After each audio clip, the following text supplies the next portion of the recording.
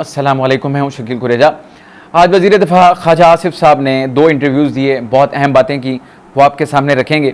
और इसके अलावा रेड जोन के अंदर 2 अहम तरीन इजलास जो हैं वो होने जा रहे हैं 2 आइनी इदारों के अंदर, उसकी पूरी तफसील आपके सामने रखेंगे, अगरचे वो आपस में कहीं ना कहीं इंटरलिंक्ड हैं वो भी। और आज तहरीक इंसाफ का एहतजाज हुआ, एक और रेड लाइन जिसको कहा जा रहा है अबूर हो गई, वो क्या मामला है वो भी आपके सामने रखेंगे। जबकि फैसल वाउडा साहब कह रहे हैं बुलडोज़र चल जाएंगे अब, तो ये क्या मामला है वो भी आपके सामने पूरी सूरत हाल और उसका तबसरा और तजिया आपके सामने रखते हैं। सबसे पहले मैं आता हूँ ख्वाजा आसिफ साहब, जो कि इस वक्त वज़ीर दिफ़ा हैं। आज उन्होंने 2 इंटरव्यूज़ दिए और बड़ी अहम तरीन बातें की। सबसे अहम बात उन्होंने ये की कि अगले 8 से 10 दिन जो हैं वो फैसला कौन है। ये उनकी विजडम को तो मैं चैलेंज नहीं करता, उम्र गुजर गई उनकी सियासत में, सियासी घराने से उनका ताल्लुक भी है, और उनके बकौल चारों मार्शल लॉज जो हैं वो उन्होंने खुद देखे हैं। तो ये है कि तजर्बे का तो कोई शॉर्टकट नहीं होता।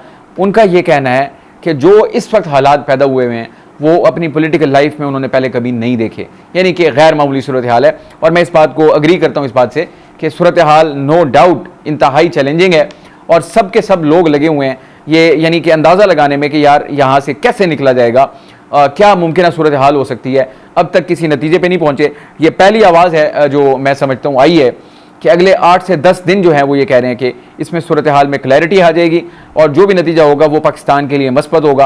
अब इसमें तो बहुत कुछ पिन्हा है। एक बात मसलन इसमें यह है कि एक मखसूस नशिस्तों का मामला है, क्या वो सेटल हो जाएगा।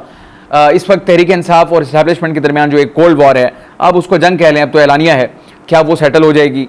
और इस वक्त जो अदालतों और इस्टेब्लिशमेंट के दरमियान जो महाजराई नज़र आ रही है, जो स्टैंड ऑफ है, क्या वो सेटल हो जाएगा, वो भी अपनी जगह अहम तरीन मामला है। क्या पाकिस्तान तहरीक इंसाफ के ऊपर जो पाबंदी लगाने का मामला है, क्या वो सेटल हो जाएगा, ये अपनी जगह अहम मामला है। और इस तरह के और बहुत सारे मामला आते हैं, मसलन आर्टिकल 6 की बात आपने कर दी इस हुकूमत ने, क्या वो भी सेटल हो जाएगा। तो मैं ज़ाती तौर पर समझता हूँ इशूज़ तो बहुत बड़े बड़े हैं, लेकिन ऐसा क्या होगा इन 10 दिन के दौरान जो कि जिसको वो ये कह रहे हैं कि सूरत हाल क्लियर हो जाएगी। अब क्या पाकिस्तान तहरीक इंसाफ के ऊपर पाबंदी लग जाएगी। मैं अगर मफरूज़े के तौर पर इसको लूँ, पाबंदी का मतलब ये होता है कि अगर आपने पाबंदी किसी पार्टी के ऊपर लग गई, अव्वल तो 10 दिन के अंदर तो ये पॉसिबल नहीं है। उसकी वजह यह है काबीना बैठेगी और वो वहाँ से अपना जो रेफरेंस होगा वो सुप्रीम कोर्ट को भेजेगी 15 दिन के अंदर अंदर, यानी उसके अंदर भेजना होता है उन्होंने। तो ना काबीना का इजलास हुआ, ना गौर ख्वाज हुआ, तो ये बात तो मैं साइड पर रख देता हूँ। अब कौन से ऐसे मामलात हैं, ऐसा क्या होगा जिसके बारे में ख्वाजा साहब का ये मौक़िफ़ है कि सूरत हाल में क्लैरिटी आ जाएगी। एक और बात जो अगले इंटरव्यू में उन्होंने की वो ज़्यादा ख़तरनाक है। वो ये कहते हैं कि उनको जो सूरत हाल नज़रिया उनकी ज़ाती राय है, वो बतौर वज़ीर दिफ़ा नहीं कह रहे थे, बतौर हुकूमती तर्जुमान नहीं कह रहे थे। उन्होंने कहा ये मेरी ज़ाती राय है कि सूरत हाल जो है वो मेल्ट डाउन की तरफ जा रही है। अब मेल्ट डाउन का मतलब ये है कि यानी मेल्ट डाउन का मतलब कॉन्स्टिट्यूशनल मेल्ट डाउन, यानी कि आइन जो है वो साइड पर हो जाए और चीज़ें यानी ऑन इट्स ओन हो जाएँ कि आइन मौजूद ही ना हो। तो मेल्ट डाउन वो बड़ी बड़ी ख़तरनाक बात है। मतलब 2 अलग अलग आरा उन्होंने बताई, लेकिन फिर उन्होंने कहा कि 8-10 दिन के अंदर ये चीज़ों का मामला जो है वो क्लैरिटी आ जाएगी। अब इसका मतलब ये है कि काउंट डाउन जो है, फिर अगर ख्वाजा साहब की बात को ले लिया जाए तो वो शुरू हो चुका है। चाहे कुछ भी होगा, बट 8 से 10 दिन के अंदर आपको कोई ना कोई बड़ी तब्दीली जो है वो हमें देखने को मिलेगी। आपको ज़रूर आगाह करते रहेंगे। लेकिन पाकिस्तान तहरीक इंसाफ के हवाले से उन्होंने बड़ी सख्त बातें की। उनका ये मौक़िफ़ है कि जब से इनकी हुकूमत गई और जिस किस्म का पिछले 2-2.5 साल में इनका एटीट्यूड रहा पाकिस्तान तहरीक इंसाफ का, उनके लीडर्स का, बिलखुसूस इमरान खान साहब का बजाते खुद, क्योंकि पार्टी तो इमरान खान साहब हैं, वो ये कहते हैं कि ये पाकिस्तान के लिए एग्जिस्टेंशियल थ्रेट हैं। यानी कि आपने उनको गद्दार डिक्लेयर कर दिया। इसका मतलब है एग्जिस्टेंशियल थ्रेट अगर कोई चीज़ हो, यानी एक ऐसी चीज़ या ऐसा शख्स या ऐसी पार्टी जो पाकिस्तान की बका और सलामती के लिए थ्रेट हो, ख़तरा हो। एग्जिस्टेंशियल थ्रेट तो इसी को कहा जाता है कि आपकी बका के यानी आपकी बका को ख़तरा है उसके वजूद से, तो आपने तो उनके वजूद की नफ़ी कर दी। तो ये एक एक्सट्रीम पोजीशन है, मैं समझता हूँ। अगर वो ये कह रहे हैं, ऑब्वियसली उनके पास इसकी रीजनिंग भी होगी। बहरहाल ये उनका एक पॉइंट है। इसके अलावा उन्होंने ये कहा कि सरगोशियाँ जो हैं वो ये हो रही हैं। अक्टूबर की तरफ उन्होंने बात की। अब अक्टूबर की बात बुनियादी तौर पर हो क्यों रही है? 25 अक्टूबर डेट ऑफ रिटायरमेंट है काजी फाइज ईसा साहब की। मैं इस वक्त बड़ा हैरान हूँ। माजी के अंदर, माजी करीब में देख लें या माजी बईद में देख लें, जब आर्मी चीफ की रिटायरमेंट का मामला आता था तो इस किस्म की सूरत हाल पैदा हो जाती थी कि अब सूरत हाल जो है वो यानी इस डेट से फिर सूरत हाल बदलेगी। अब एक और हमारा जो आइनी इदारा है सुप्रीम कोर्ट ऑफ पाकिस्तान, उनके जो चीफ जस्टिस हैं उनकी रिटायरमेंट वाला मामला भी कुछ वैसी ही शक्ल इख्तियार कर रहा है। तो ये मुल्क के लिए तो मैं समझता हूँ किसी भी तौर पे मुनासिब नहीं है। जो भी कंडक्ट है, जैसा भी है, सूरत हाल को इस नहज पे जाना नहीं चाहिए। ये मेरी ख्वाहिश तो हो सकती है, लेकिन ग्राउंड रियलिटी ये है कि अब ऐसा है।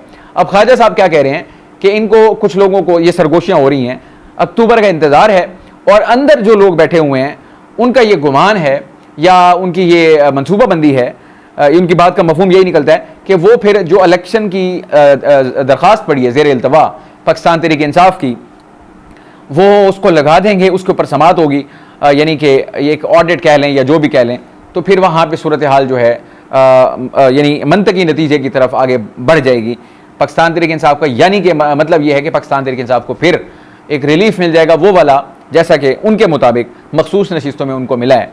तो ये अपनी जगह अक्टूबर भी कुछ ज़्यादा दूर नहीं है।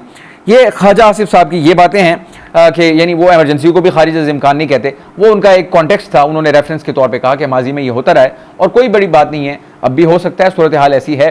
तो ये सारी चीज़ें जो मिलके हमें नज़र आ रही हैं, अगर सिर्फ ख्वाजा आसिफ साहब के मौक़िफ़ को देखा जाए तो वो ये लग रहा है कि 8 से 10 दिन अहम है, कुछ ना कुछ तो होगा। जो ख्वाजा आसिफ साहब ने एक बात की, मैं इसी के साथ लिंक कर दूँ एक खबर को, ज़राए के हवाले से आज खबर आई, नवाज शरीफ साहब 3 हफ्ते मरी गुजारने के बाद वापस लाहौर पहुँचे और अब उन्होंने फैसला किया है कि जितने भी इत्तेहादी हैं और दीगर सियासी जमातें हैं उनके साथ अब वो रवाबित करेंगे, और अपनी पार्टी का इजलास उन्होंने, जो कि खबरें आई थी कि तलब कर लिया गया है अभी, यानी उनके वापस आने के बाद, फिर उसके बाद ये खबर आई कि उस इजलास से कबल वो दीगर सियासी कायदीन के साथ बजाते खुद बात करना चाहेंगे और वो बात करेंगे, राब्ते बढ़ाएंगे। इसका मतलब ये है कि अगर वो एक्टिव हो रहे हैं, 3 हफ्ते का जो ब्रेक था, ब्रेक तो मैं इसलिए कह रहा हूँ, मरी गए हुए थे, चलें जनाब, वहाँ पे क़याम था, पॉलिटिकल एक्टिविटीज़ जारी रहीं, अगर वो एक्टिव हो रहे हैं तो फिर ख्वाजा आसिफ साहब की बात में वजन आता है। वो बात करेंगे आसिफ जरदारी साहब से, मौलाना फजल रहमान साहब से, ANP से, जो भी जमातें हैं उनके साथ वो अपना राब्ताकारी करेंगे और कोई ना कोई एजेंडा तो होगा उनके पास डेफिनेटली। जो चीज़ें यानी इस वक्त टेबल के ऊपर मौजूद हैं, एक कॉन्स्टिट्यूशनल बहरान आपको नज़र आ रहा है और हमारे सर के ऊपर खड़ा है। एक बार माजी करीब में हुआ इलेक्शन वाला मामला, अब मैंने अभी आपसे गुजारिश की थी कि कल 2 इजलास होने जा रहे हैं रेड जोन के अंदर, और एक इजलास तो है जुडिशल कमीशन ऑफ पाकिस्तान का, जहाँ पर एड हॉक जजेस के जो तैनाती का मामला है उसके ऊपर गौर होगा। और नंबर्स के हिसाब से देखा जाए, जुडिशल कमीशन ऑफ पाकिस्तान के 9 अरकान हैं, और जो नंबर सामने आ रहे हैं उसमें ये कहा जा रहा है कि काजी साहब को उसमें बरतरी हासिल है, यानी कि वो तैनातियाँ हो सकती हैं। अब सवाल ये है कि 4 मुअज़्ज़िज़ जज साहिबान को तो यानी कि नाम प्रपोज किए गए, 2 जो हैं वो तो माजरत कर चुके हैं। आज जस्टिस मुशीर आलम के बाद जस्टिस बाकिर जो हैं उनकी जानिब से भी माजरत आ गई, तो इसका मतलब है 2 जज जो हैं वो बाकी बच गए हैं, और वो 2 जज साहिबान क्या कल तैनात हो जाएंगे, उसका क्या इम्कान है, या वहाँ पर भी काजी साहब को कोई चैलेंज का सामना करना पड़ेगा।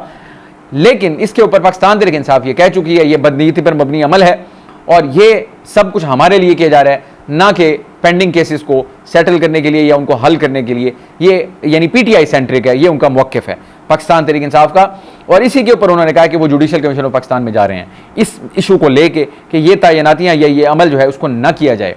तो पाकिस्तान तहरीक इंसाफ खुल के मुखालफत कर रही है, लेकिन कल जुडिशल कमीशन ऑफ पाकिस्तान का इजलास होने जा रहा है, उसके ऊपर कल आपको आगाह करेंगे कि वहाँ से क्या खबर आती है। और दूसरा इजलास 7 वाली बिल्डिंग में है, सामने बिल्डिंग आमने सामने है, और वो है इलेक्शन कमीशन ऑफ पाकिस्तान। एक इजलास की सिटिंग आज हुई और एक कल होगी। अब इजलास की सिटिंग जो आज वाली थी उसका क्या बुनियादी एजेंडा क्या था कि सुप्रीम कोर्ट का जो मखसूस नशिस्तों का फैसला है उसके ऊपर अमल दरामद के हवाले से उनकी ये मशावरत थी। अब मैं ये कहता हूँ, अगर मुहज़्ज़म ममालिक जो हैं, जो तरक्की कर गए, तरक्की याफ्ता ममालिक बन गए, यानी जिनको अगर कहा जाए कि आइन की ज़रूरत नहीं है, वो रिवायात के ऊपर चल रहे हैं, इतना आगे निकल गए हैं, सुप्रीम कोर्ट का फैसला आ गया, उसके बाद मैं ये ज़ाती तौर पर समझता हूँ कि उसमें चूँ चरा वाली बात तो है नहीं, बड़ा क्लैरिटी के साथ लिखा हुआ फैसला है, एतराज़ात अपनी जगह पे। अलबत्ता अगर उसके ऊपर रिव्यू आ गए, आज रिव्यू जो है पटिशन दायर की गई नून लीग की जानिब से, आज उसको नंबर भी अलॉट हो गया, यानी कि वो अमल भी शुरू हो गया। और इधर इजलास आज वाला जो इजलास था इलेक्शन कमीशन का, वो तो बेनतीजा ख़त्म हो गया। अब कल एक और सिटिंग होगी। जो अब खबरें आ रही हैं, जैसा कि मैंने कल भी गुजारिश की और परसों भी गुजारिश की, कि इस हुक्म के ऊपर अमल दरामद न करने का फैसला कर लिया गया। सुप्रीम कोर्ट के फैसले के ऊपर अमल दरामद न करने का फैसला कर लिया गया है। अब वो खबरें तो ज़ेर गर्दिश हैं। अब हुकूमत इसके ऊपर कैसे अमल दरामद नहीं करेगी, हुकूमत की बारी तो चलें बाद में आएगी। अब इलेक्शन कमीशन ऑफ पाकिस्तान एक आईनी इदारा है, एक ऑटोनोमस बॉडी है, वो सुप्रीम कोर्ट को इस मामले के ऊपर क्या जवाब देगी, अगरचे उसमें अभी वक्त बाकी है, 15 दिन का वक्त सुप्रीम कोर्ट की जानिब से दिया गया। तो उसके अंदर उसके बाद जो है अमल दरामद रिपोर्ट जो है वो ऑब्वियसली सुप्रीम कोर्ट जो है वो डिमांड करेगा अपने हुक्म। अगर वो नहीं करते तो पाकिस्तान तहरीक इंसाफ सुप्रीम कोर्ट पहुंच जाएगी कि आपका ऑर्डर था उसके ऊपर अमल दरामद नहीं हुआ तो इन अदालत की कार्रवाई का आगाज किया जाए। ये अहम मुमकिन है, लेकिन इलेक्शन कमीशन क्या पोजीशन लेता है वो इंतहाई अहम होगा।